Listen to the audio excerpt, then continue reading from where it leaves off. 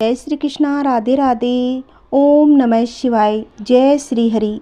मेरे प्यारे भक्तों, आज बृहस्पतिवार के दिन हम सुनेंगे भगवान बृहस्पति देव की पावन कथा। इस कथा को सुनने से भक्तों की सभी मनोकामनाएं भगवान बृहस्पति देव की कृपा से पूर्ण हो जाती है। आइए भक्तों, पूरी श्रद्धा भाव और प्रसन्नचित मन से इस कथा को सुनते हैं। बोलिए विष्णु भगवान की जय। एक समय की बात है, भारतवर्ष में एक राजा राज्य करता था। वह बड़ा ही प्रतापी और दानी था। वह नित्य गरीबों और ब्राह्मणों की सहायता करता था।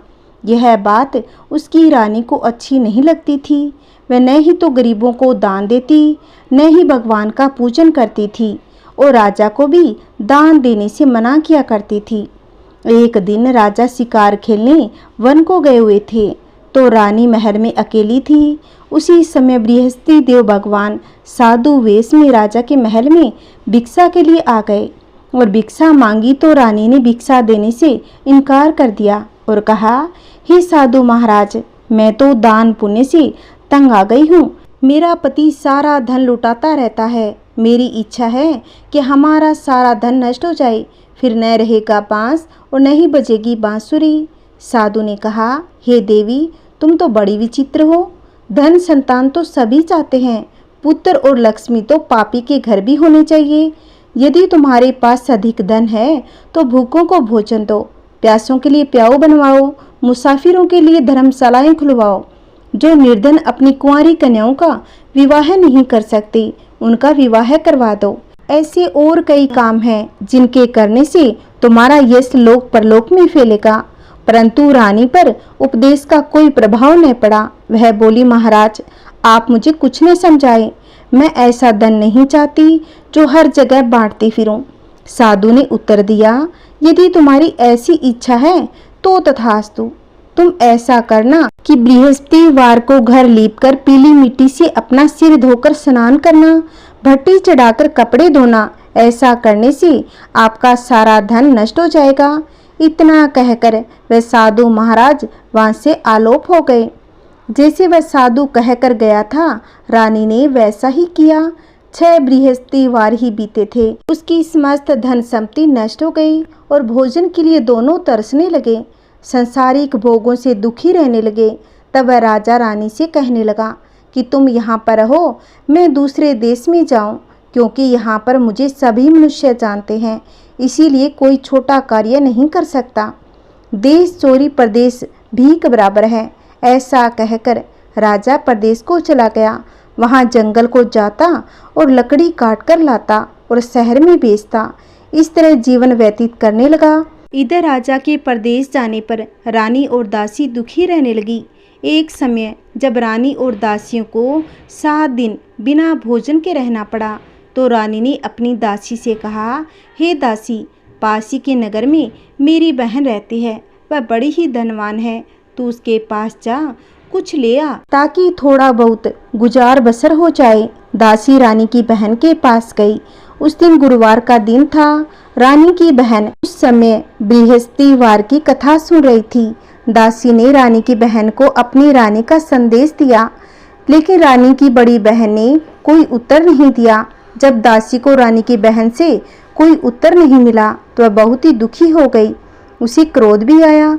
दासी ने वापस आकर रानी को सारी बात कह दी। सुनकर रानी ने अपने भाग्य को कोसा। उधर रानी की बहन ने सोचा कि मेरी बहन की दासी आई थी, परंतु मैं उससे नहीं बोली, इससे वह बहुत दुखी हुई होगी। कथा सुनकर और पूजन समाप्त कर वह अपनी बहन के घर गई और कहने लगी, हे बहन, मैं बृहस्पतिवार का व्रत कर रही थी। तुम्हारी दासी गई, परंतु जब तक कथा होती है तब तक न उठते हैं न बोलते हैं, इसीलिए मैं नहीं बोली। कहो दासी क्यों गई थी? रानी बोली, बहन, तुमसे क्या छिपाऊं, हमारे घर में खाने तक को अनाज नहीं था। ऐसा कहते कहते रानी की आंखें भर आई। उसने दासी समेत पिछले 7 दिनों से भूखे रहने तक की बात अपनी बहन को विस्तार पूर्वक सुना दी। रानी की बहन बोली, देखो बहन, भगवान बृहस्पति देव सबकी मनोकामनाओं को पूर्ण करते हैं। देखो शायद तुम्हारे घर में अनाज रखा हो। पहले तो रानी को विश्वास नहीं हुआ, पर बहन के आग्रह करने पर उसने अपनी दासी को अंदर भेजा तो उसे सचमुच अनाज से भरा एक घड़ा मिला। यह देखकर दासी को बड़ी हैरानी हुई।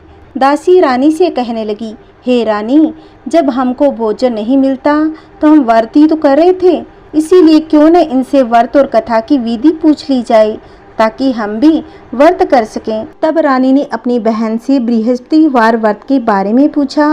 उसकी बहन ने बताया, बृहस्पतिवार के व्रत में चने की दाल और मुनक्का से विष्णु भगवान का केले की जड़ में पूजन करें तथा दीपक जलाएं, व्रत कथा सुने और पीला भोजन ही करें। इससे बृहस्पति देव भगवान प्रसन्न होते हैं। व्रत और पूजन की विधि बताकर रानी की बहन अपने घर लौट गई। 7 दिन के बाद जब गुरुवार का दिन आया तो रानी और दासी ने व्रत रखा। गुड़साल में जाकर चना और गुड़ लेकर आई, फिर उससे केले की जड़ तथा विष्णु भगवान का पूजन किया। अब पीला भोजन कहाँ से आए? इस बात को लेकर दोनों बहुत दुखी हो गई, क्योंकि उन्होंने व्रत रखा था, इसीलिए बृहस्पति देव भगवान उनसे प्रसन्न थे। इसीलिए वे एक साधारण व्यक्ति का रूप धारण कर 2 थालों में सुंदर पीला भोजन दासी को दे गए। भोजन पाकर दासी प्रसन्न हो गई, फिर रानी के साथ मिलकर भोजन ग्रहण किया। उसके बाद वे सभी गुरुवार को व्रत और पूजन करने लगी। बृहस्पति भगवान की कृपा से उनके पास फिर से धन संपत्ति आ गई, परंतु रानी फिर से पहले की तरह आलस्य करने लगी। तब दासी बोली, देखो रानी, तुम पहले भी इस प्रकार आलस्य करती थी, इस कारण सभी धन नष्ट हो गया। अब हमें भगवान बृहस्पति की कृपा से धन मिला है तो फिर से आलस्य करने लगी। रानी को समझाते हुए दासी कहती है कि बड़ी मुसीबतों के बाद हमने यह धन पाया है, इसीलिए हमें दान पुण्य करना चाहिए, भूखे मनुष्यों को भोजन कराना चाहिए, धन को शुभ कार्यों में खर्च करना चाहिए, जिससे तुम्हारे कुल का यश बढ़ेगा, स्वर्ग की प्राप्ति होगी, पितर प्रसन्न होंगे। दासी की बात मानकर रानी अपना धन शुभ कार्यों में खर्च करने लगी। इससे पूरे नगर में उसका यश फैलने लगा। उधर राजा एक दिन दुखी होकर जंगल में एक पेड़ के नीचे आसन जमाकर बैठ गया। वह अपनी दशा को याद करके व्याकुल होने लगा। बृहस्पतिवार का दिन था। एकाएक उसने देखा कि निर्जन वन में एक साधु प्रकट हुए हैं। वह साधु वेश में स्वयं बृहस्पति देवता थे। लकड़हारे के सामने आकर बोले, हे लकड़हारे, इस सुनसान जंगल में तू चिंता मगन क्यों बैठा है? लकड़हारे ने दोनों हाथ जोड़कर प्रणाम किया और कहने लगा, महात्मा जी, आप सब कुछ जानते हैं, मैं क्या कहूँ? यह कहकर रोने लगा और साधु को अपनी आत्मकथा सुनाई। महात्मा जी ने कहा, तुम्हारी स्त्री ने बृहस्पति के दिन बृहस्पति भगवान का निरादर किया है, जिसके कारण रुष्ट होकर उन्होंने तुम्हारी यह दशा कर दी। अब तुम चिंता को दूर करके मेरे कहने पर चलो तो तुम्हारे सब कष्ट दूर हो जाएंगे और भगवान पहले से भी अधिक संपत्ति देंगे। तुम बृहस्पति के दिन कथा किया करो। 2 पैसे के चने मुनक्का लाकर उसका प्रसाद बनाओ। शुद्ध जल से लोटे में शक्कर मिलाकर अमृत तैयार करो। कथा के बाद अपने सारे परिवार और सुनने वाले प्रेमियों में अमृत व प्रसाद बांटकर आप भी ग्रहण करो। ऐसा करने से भगवान तुम्हारी सब मनोकामनाएं पूरी करेंगे। साधु के ऐसे वचन सुनकर लकड़हारा बोला, हे प्रभु, मुझे लकड़ी बेचकर इतना पैसा नहीं मिलता जिससे भोजन के उपरांत कुछ बचा सकूं। मैंने रात्रि में अपनी स्त्री को व्याकुल देखा। मेरे पास कुछ भी नहीं जिससे मैं उसकी खबर मंगा सकूं। और मैं कौन सी बृहस्पतिवार की कहानी सुनूं, मुझे तो ये भी मालूम नहीं। साधु ने कहा, हे लकड़हारे, तुम किसी बात की चिंता मत करो। बृहस्पति के दिन तुम रोजाना की तरह लकड़ियां लेकर शहर को जाओ। तुमको रोज से दुगना धन प्राप्त होगा, जिसे तुम भली भांति भोजन कर लोगे तथा बृहस्पति देव की पूजा का सामान भी आ जाएगा। और बृहस्पति देव की कथा इस प्रकार है। प्राचीन काल में एक ब्राह्मण रहता था। वह बहुत ही निर्धन था। उसके कोई संतान नहीं थी। उसकी स्त्री बहुत मलिनता के साथ रहती थी। वह स्नान न करती, किसी देवता का पूजा न करती। इससे ब्राह्मण देवता बड़े दुखी हो जाते। बेचारे बहुत कुछ कहते थे, किंतु उसका कुछ परिणाम न निकलता। भगवान की कृपा से ब्राह्मण की स्त्री के कन्या रूपी रतन पैदा हुआ। कन्या बड़ी होने पर प्रातः स्नान करके विष्णु भगवान का जाप व बृहस्पतिवार का व्रत करने लगी। अपने पूजन पाठ को समाप्त करके विद्यालय को जाती, अपनी मुट्ठी में जौ भर के ले जाती और पाठशाला के मार्ग में डालती जाती। तब ये जौ सोने के हो जाते। लौटते समय उनको बीन कर घर ले आती थी। एक दिन वह बालिका सूप में उस सोने के जौ को फटकार कर साफ कर रही थी कि उसके पिता ने देख लिया और कहा, हे बेटी, सोने के जौ के लिए सोने का सूप होना चाहिए।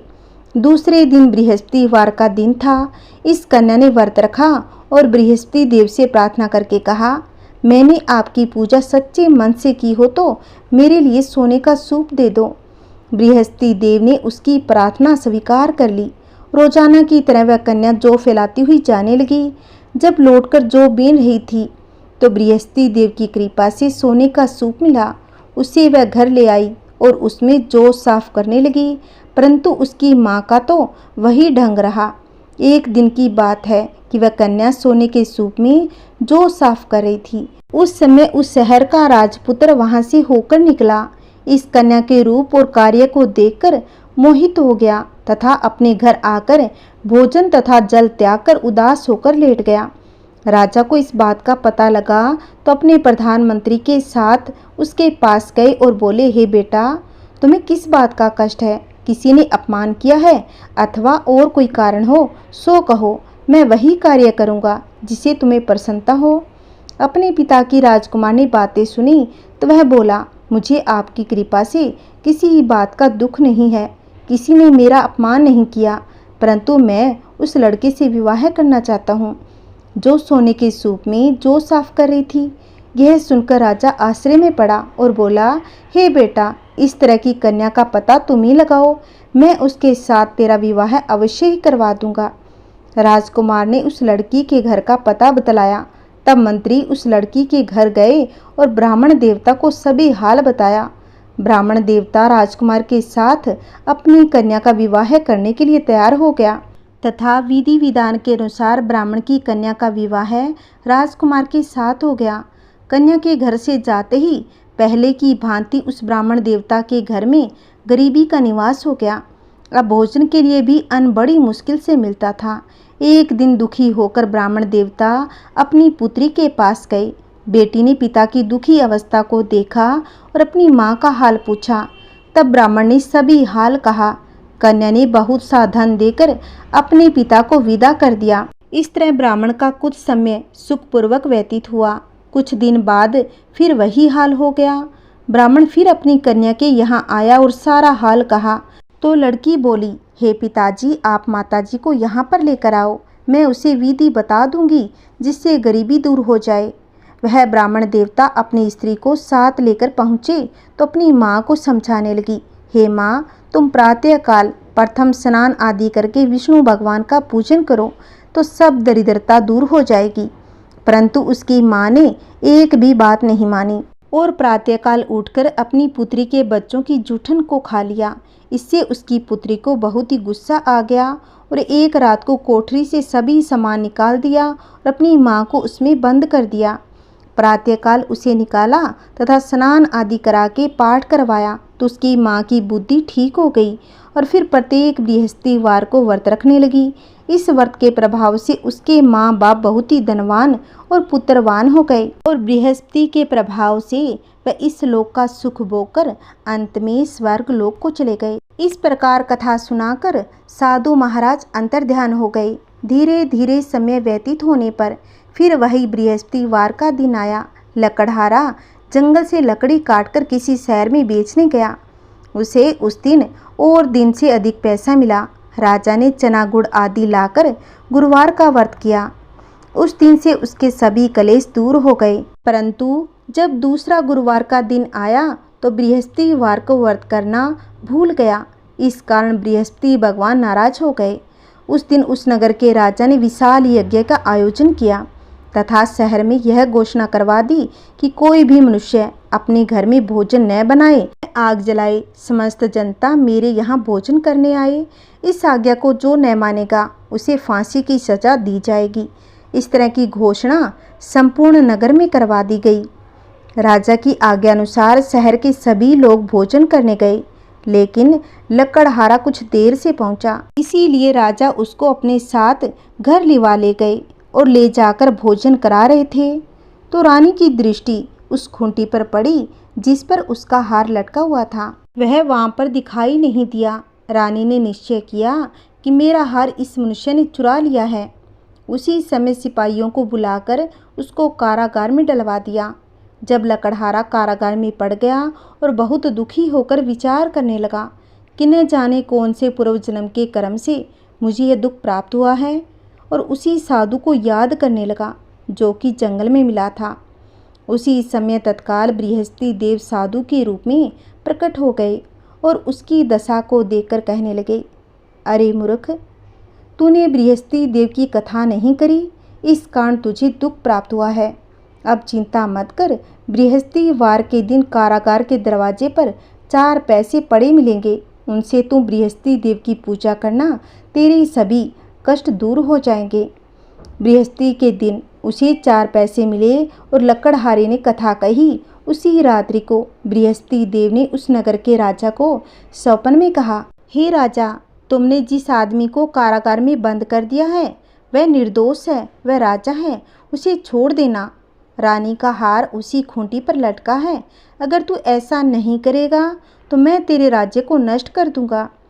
इस तरह रात्रि के स्वप्न को देखकर राजा प्रातःकाल उठा और खूंटी पर हार देकर लकड़हारे को बुलाकर क्षमा मांगी तथा लकड़हारे को योग्य सुंदर वस्त्र आभूषण देकर विदा कर दिया। बृहस्पति देव की आज्ञा के अनुसार लकड़हारा अपने नगर को चल दिया। राजा जब अपने नगर के निकट पहुंचा तो उसे बड़ा आश्चर्य होने लगा। नगर में पहले से अधिक बाग, तालाब, कुएं तथा बहुत सी धर्मशाला, मंदिर आदि बन गए थे। राजा ने पूछा, यह किसका बाग और धर्मशाला है? तब नगर के सब लोग कहने लगे, यह सब रानी और बांदी के हैं। तो राजा को आश्चर्य हुआ और गुस्सा भी अधिक आया। जब रानी ने यह खबर सुनी कि राजा आ रहे हैं तो उन्होंने बांदी से कहा, हे दासी, देख, राजा हमको इतनी बुरी हालत में छोड़ गए थे। हमारी ऐसी हालत देखकर वह लौट न जाए, इसीलिए तू दरवाजे पर खड़ी हो जा। आज्ञा के अनुसार दासी दरवाजे पर खड़ी हो गई। राजा आए तो उन्हें अपने साथ लिवा लाई। तब राजा ने क्रोध करके अपनी रानी से पूछा, यह धन तुम्हें कैसे प्राप्त हुआ? तब उन्होंने कहा, हमें यह सब धन बृहस्पति देव के इस व्रत के प्रभाव से प्राप्त हुआ है। राजा ने निश्चय किया कि 7 रोज बाद तो सभी बृहस्पति देव का पूजन करते हैं, परंतु मैं प्रतिदिन में 3 बार कहानी तथा रोज व्रत किया करूँगा। अब हर समय राजा के दुपट्टे में चने की दाल बंधी रहती तथा दिन में 3 बार कहानी कहता। एक रोज राजा ने विचार किया कि चलो अपनी बहन के यहाँ हो आए। इस तरह निश्चय कर राजा घोड़े पर सवार हो अपनी बहन के यहाँ चलने लगा। मार्ग में उसने देखा कि कुछ आदमी एक मुर्दे को लिए जा रहे थे। उन्हें रोककर राजा कहने लगा, अरे भाइयों, मेरी बृहस्पति देव की कथा सुन लो। वे बोले, लो, हमारा तो आदमी मर गया, इसको अपनी कथा की पड़ी है। परंतु कुछ आदमी बोले, अच्छा कहो, हम तुम्हारी कथा भी सुनेंगे। राजा ने दाल निकाली। जब कथा आदि हुई तो मुर्दा हिलने लग गया, और जब कथा समाप्त हुई तो मुर्दा राम राम करके खड़ा हो गया। आगे मार्ग में उसे किसान खेत में हल चलाता हुआ मिला। राजा ने उसे देख उससे बोला, अरे भाई, तुम मेरी बृहस्पतिवार की कथा सुन लो। किसान बोला, जब तक मैं तेरी कथा सुनूंगा तब तक 4 हरेया जोत लूँगा। जा अपनी कथा किसी और को सुनाना। इस तरह राजा आगे चलने लगा। राजा के हटते ही बेल पछाड़ खाकर गिर गए तथा किसान के पेट में बड़ी जोर का दर्द होने लगा। उस समय उसकी माँ रोटी लेकर आई। उसने जब यह देखा तो अपने पुत्र से सब हाल पूछा और बेटे ने सभी हाल कह दिया। तो बुढ़िया दौड़ी दौड़ी उस घुड़सवार के पास गई और उससे बोली, मैं तेरी कथा सुनूंगी, तू अपनी कथा मेरे खेत पर चलकर ही कहना। राजा ने बुढ़िया के खेत पर जाकर कथा कही, जिसके सुनते ही वह बेल उठ खड़ा हुआ तथा किसान के पेट का दर्द भी ठीक हो गया। राजा अपनी बहन के घर पहुंचा। बहन ने भाई की खूब मेहमानी की। दूसरे रोज प्रातःकाल राजा जगा तो वह देखने लगा कि सब लोग भोजन कर रहे थे। राजा ने अपनी बहन से कहा, ऐसा कोई मनुष्य है जिसने भोजन नहीं किया हो? मेरी बृहस्पतिवार की कथा सुन ले। बहन बोली, हे भाई, यह देश ऐसा है कि पहले यहाँ लोग भोजन करते हैं, बाद में अन्य काम करते हैं। अगर कोई पड़ोस में हो तो देख कर आऊँ। वह ऐसा कहकर देखने चली गई, परंतु उसे कोई ऐसा व्यक्ति नहीं मिला जिसने भोजन न किया हो। अतः वह एक कुम्हार के घर गई जिसका लड़का बीमार था। उसे मालूम हुआ कि उसने यहाँ 3 रोज से किसी ने भोजन नहीं किया। रानी ने अपने भाई की कथा सुनने के लिए कुम्हार से कहा तो वह कहानी सुनने के लिए तैयार हो गया। राजा ने जाकर बृहस्पतिवार की कथा कही, जिसको सुनकर उसका लड़का ठीक हो गया। अब तो राजा की प्रशंसा होने लगी। एक रोज राजा ने अपनी बहन से कहा कि हे बहन, हम अपने घर को जाएंगे, तुम भी तैयार हो जाओ।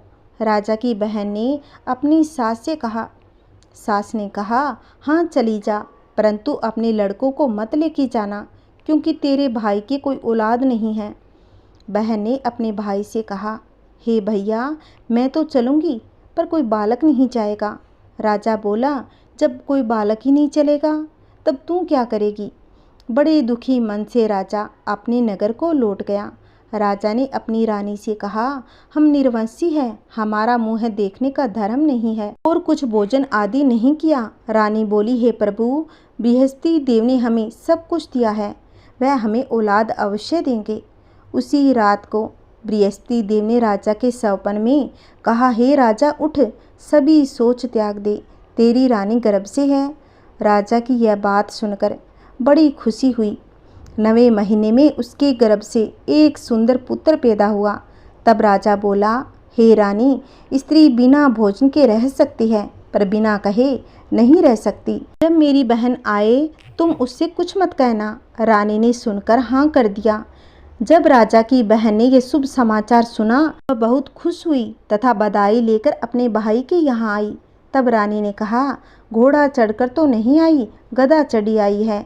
राजा की बहन बोली, भाभी, मैं इस प्रकार न कहती, तुम्हें औलाद कैसे मिलती? बृहस्पति देव ऐसे ही हैं, जैसी जिसके मन में कामनाएं हैं सभी को पूर्ण करते हैं। जो सद्भावना पूर्वक बृहस्पति देव का व्रत करता है एवं कथा पढ़ता है अथवा सुनता है, दूसरों को सुनाता है, बृहस्पति देव उसकी सभी मनोकामनाएं पूर्ण करते हैं। भगवान बृहस्पति देव उसकी सदैव रक्षा करते हैं। संसार में जो मनुष्य सद्भावना से भगवान जी का पूजन व्रत सच्चे हृदय से करते हैं तो उनकी सभी मनोकामनाएं पूर्ण करते हैं। जैसी सच्ची भावना से रानी और राजा ने उनकी कथा का गुणगान किया तो उनकी सभी इच्छाएं बृहस्पति देव जी ने पूर्ण की थी। इसीलिए पूर्ण कथा सुनने के बाद प्रसाद लेकर जाना चाहिए और हृदय के साथ उसका मनन करते हुए जयकारा बोलना चाहिए। बोलिए बृहस्पति देव भगवान की जय। बोलिए समस्त देवी देवताओं की जय। बोलिए शिव पार्वती की जय। बोलिए माता लक्ष्मी की जय। बोलिए विष्णु भगवान की जय। आइए भक्तों, पूरी श्रद्धा भावना के साथ अब हम सुनेंगे आरती। जय बृहस्पति देवा, ओम जय बृहस्पति देवा, छिने छिने भोग लगाऊं कदली फल मेवा।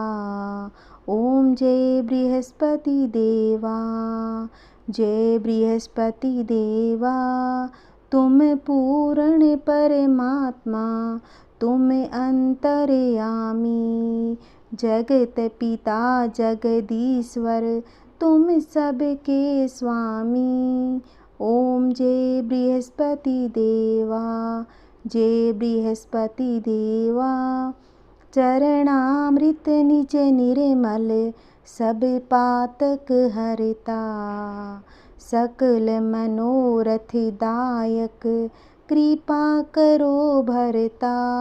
ओम जय बृहस्पति देवा, जय बृहस्पति देवा, तन मन धन अर्पण करे, जो जन शरण पड़े, प्रभु पर कट तब हो कर, आकर द्वार खड़े।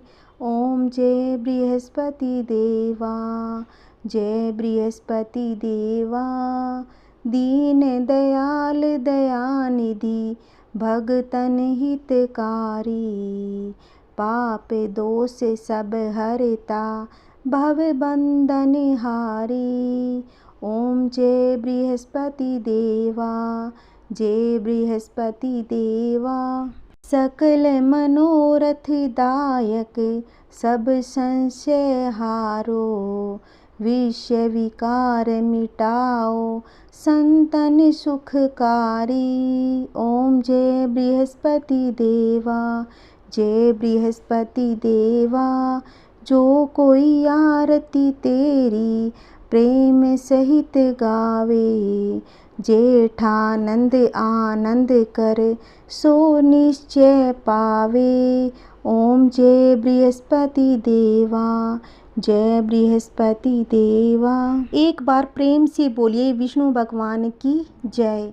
अगर मेरी कथा और आरती आपको अच्छी लगी है तो प्लीज़ मेरे वीडियो को शेयर, लाइक और कमेंट, सब्सक्राइब ज़रूर करें।